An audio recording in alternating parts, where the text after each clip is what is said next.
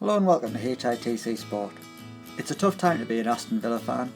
The club crashed out of the Premier League last season and it doesn't look like they're going to be returning this year.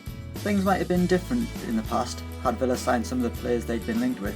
So let's take a look at 11 players that nearly signed for Aston Villa. In goal it's LOVRE KALINIC. With Brad Guzan leaking goals for fun, Remy Gard wanted a new goalkeeper to tighten up his defence in January of 2016. However, Villa's move for Kalinic was dented when the Croatian had 2 work permit appeals turned down. In defence, we've got former Man United skipper NEMANJA VIDIC in what was another failed transfer pursuit for Remy Gard. Villa made a move for the centre-back on a free transfer, but Vidic instead decided to call time on his illustrious career. He's alongside SYLVAIN DISTIN. Portsmouth's money woes meant that they had to offload a lot of their players in 2009, one of whom was SYLVAIN DISTIN. Villa were believed to be very close to writing up a deal for the Frenchman, but he then instead decided to join David Moyes at Everton. Our final defender is Brazilian legend Roberto. Former chairman Doug Ellis was believed to be fascinated by the fullback when he saw him playing for Palmeiras in 1995. However, manager Brian Milton was not sold on the Brazilian, and he would then instead sign for Inter Milan. Quite the oversight. In midfield we've got JUNINHO, the one that plays for Middlesbrough, not the Lyon one. The Brazilian held face-to-face talks with Villa manager John Gregory about a move from Atletico Madrid in 1999, but the deal never came off and JUNINHO would instead return to Middlesbrough 3 years later. Up next it's WESLEY SNEIJDER. Villa were the favourites to sign the Real Madrid midfielder in 2009, but he would instead sign for Inter Milan.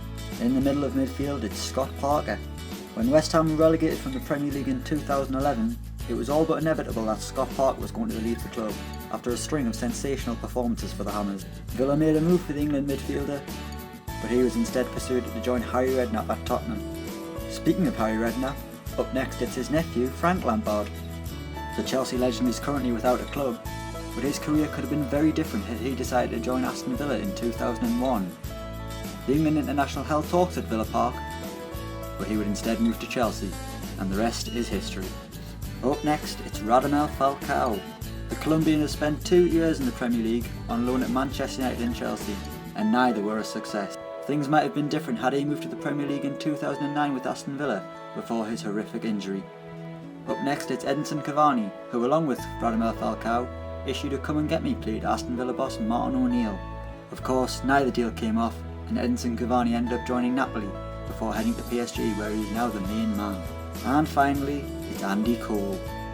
In his autobiography, Doug Ellis revealed that he had agreed a £1.2 million deal to bring Andy Cole to Villa Park from Bristol City. However, a failure to get in contact with manager Ron Atkinson to sign off the deal allowed Newcastle to hijack the move at the final moment. Oh, what could have been. So that's our starting 11 of players that nearly signed for Aston Villa. Let us know what you think in the comments, and please remember to like, share and subscribe.